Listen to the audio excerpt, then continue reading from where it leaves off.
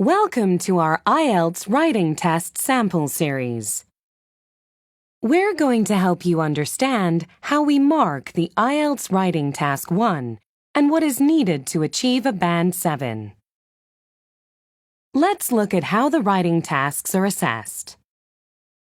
Each writing task is assessed by examiners according to the following 4 criteria. The first is task achievement. This refers to how well you have answered the question and also assesses if the information in your answer is relevant and accurate or correct, using the minimum of 150 words. For task achievement, it's important that you include an overview of the significant trends or information. The next criteria is coherence and cohesion. Coherence refers to the flow of your writing. It's important that your ideas are logically organized and appropriately sequenced into paragraphs so that they are easy to follow. Cohesion assesses whether you have used appropriate linking words to connect ideas and show the relationship between paragraphs, sentences, or parts of sentences. Next is lexical resource. This refers to the range of vocabulary you have used in your writing and how accurate and appropriate it is for the specific task. Finally, grammatical range and accuracy. This focuses on the range of grammar structures you have used in your writing and how accurate your grammar is. Now, let's take a look at the task describing the stages of a process. Brick manufacturing. You should spend about 20 minutes on this task.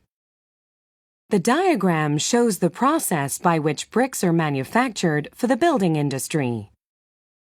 Summarize the information by selecting and reporting the main features and make comparisons where relevant. Write at least 150 words. And here's the response from the candidate. You may want to pause here to read the answer in full. Now let's look at it in more detail. This answer achieved a Band 7. Let's look into why. Remember, task achievement assesses whether you've answered the question properly and if the information is relevant and correct, and includes an overview. On the whole, the process is adequately described here, but there isn't a clear overview. There are a couple of reasons why this answer can't be given higher than a Band 7 for task achievement. The first reason is that this answer is written as a letter. The second reason is that it also includes personal comments which are irrelevant. The next criteria is coherence and cohesion. The answer is logically organized and there's a clear development throughout. There's also a range of cohesive devices which are used well, such as after which, is then put in, where it is mixed, while it is still soft, and after the preset drying time. However, the use of paragraphs would have made the description of the stages clearer. Now let's look at lexical resource.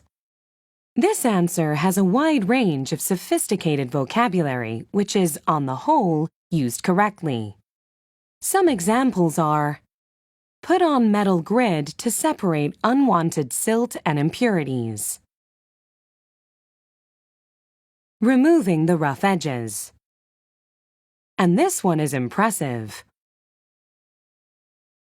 Or cooking, so to speak. However, there are a few mistakes which lead to unnatural English expressions such as fired to a high heat and the cooling chamber which is made up of large steel. Lastly, let's look at the answer in terms of grammatical range and accuracy. This answer uses a wide range of grammatical structures fluently, such as a large digger similar to a crane digs the clay, and where it is mixed with sand and water to be molded later to form the base of the brick.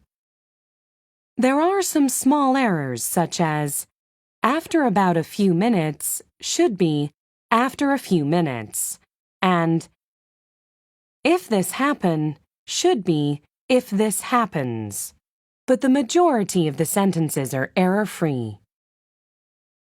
So, just to recap, what makes a Band 7 answer in Academic Writing Task 1? Make sure you always include an overview of the information and the key features. Write in the correct format. You're asked to summarize the information, not write a letter.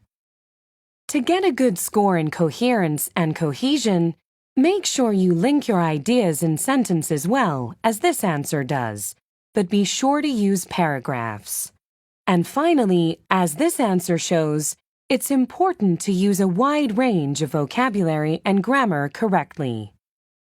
We hope you found this video useful and interesting. Come back soon for the next episode in the IELTS Writing Test Sample Series. In the meantime, you can find lots of useful information, preparation tips, and fun language practice on our IELTS official Facebook page.